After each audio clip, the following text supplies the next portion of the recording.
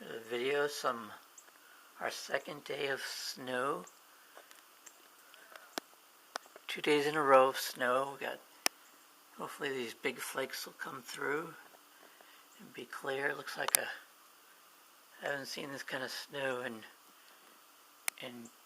Chapel Hill area, in Carrboro here, near Chapel Hill, and since I've been here, I think about eight or so years, 8 or 9 years I've been in this area, and every winter I wait for snow like this, which was the kind of thing I saw when I was up in Connecticut.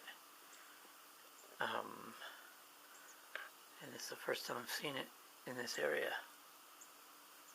I haven't seen snow like this as long as I can remember, because I haven't been up north in the winter.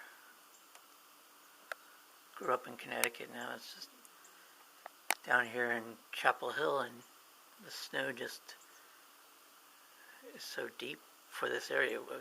It's just the first time for here that I've seen.